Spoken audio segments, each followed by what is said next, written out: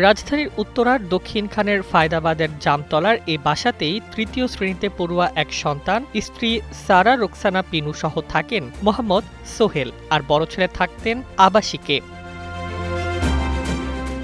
স্বাভাবিক দিনের মতোই সকালে কর্মস্থলে যান তার স্বামী সোহেল, মেয়েও যায় স্কুলে। বাসায় একাই ছিলেন সারা রোকসানা পিনু। বিকেলে বাসায় ফিরে স্ত্রীকে ডাকাডাকি করেও কোনো সাড়া পাননি। পরে ঘরে ঢুকে দেখেন মুখে বালিশ চাপা অবস্থায় মেঝেতে পড়ে আছে স্ত্রীর নিথর দেহ।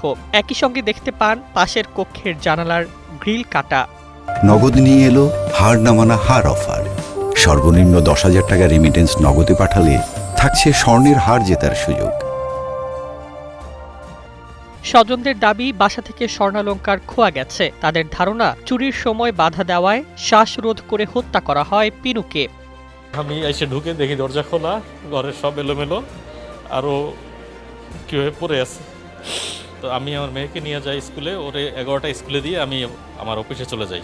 অফিস থেকে আবার প্রজেক্টে যাই। আমার প্রজেক্ট 4 নম্বর সেক্টরে, আর অফিস হচ্ছে 7 নম্বর সেক্টরে। পরে আমি আবার গায়ে হাত দিয়ে দেখি ওর হাত পা পুরো একেবারে ঠান্ডা, বরফের মতো।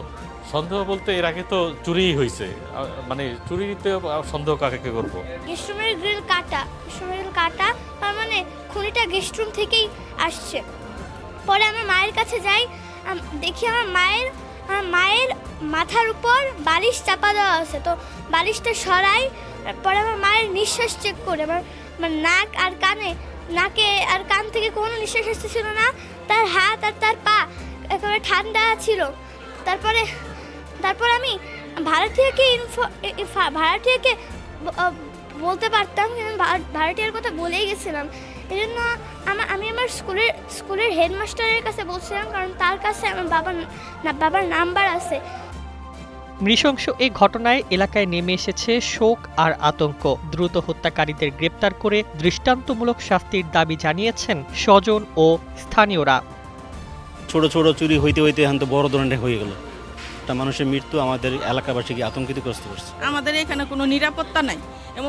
এমন না যে কোনো গার্ড বা দিনে একটা পুলিশের গাড়ি বা এদিকে আশেপাশে দেখাশোনা, এরকম কোনো কিছু নাই। এখানে মনে করেন অনেক ধরনের নেশাখোর আছে, অনেক ধরনের খারাপ ব্যবসায়ী আছে, কত ধরনের লোকই আছে, কিন্তু এটার কোনো পদক্ষেপ নেয় না। দিনের বেলায় মনে করেন মানুষের মোবাইল নিয়ে যায়, এখান থেকে টাকা পয়সা নিয়ে যায়। এগুলোর মধ্যে দেখেন সরকারি কোনো হ্যালোজিং লাইট নেই, যেটা সরকার আমাদেরকে সুবিধা দেয়। সিটি কর্পোরেশন হিসেবে আমরা যে সুবিধা পাওয়ার কথা এটা পাই না। খবর পেয়ে বিকাল 4টার দিকে ঘটনাস্থলে পৌঁছায় দক্ষিণখান থানা পুলিশ। পরে সন্ধ্যায় আলামত সংগ্রহের কাজ শুরু করেন সিআইডির ক্রাইম সিন ইউনিটের সদস্যরা। পুলিশ বলছে, ঘটনাটি গুরুত্ব দিয়ে তদন্ত করা হচ্ছে। আলামত সংগ্রহের পাশাপাশি হত্যার রহস্য উদ্ঘাটনে কাজ চলছে। সংবাদ পেয়ে আমরা আসছি, এসে দেখি যে এখানে একটা ডেড বডি এই অবস্থায় পড়ে আছে। পরবর্তীতে আমি বিষয়টা ঊর্ধ্বতন কর্তৃপক্ষকে জানাই। কে বা কারা কিভাবে এই হত্যাকাণ্ড ঘটিয়েছে তার উত্তর খুঁজছে আইন শৃঙ্খলা বাহিনী। স্বজনদের একটাই দাবি, দ্রুত হত্যাকারীদের শনাক্ত করে আইনের আওতায় আনা হোক। News desk, 21 television.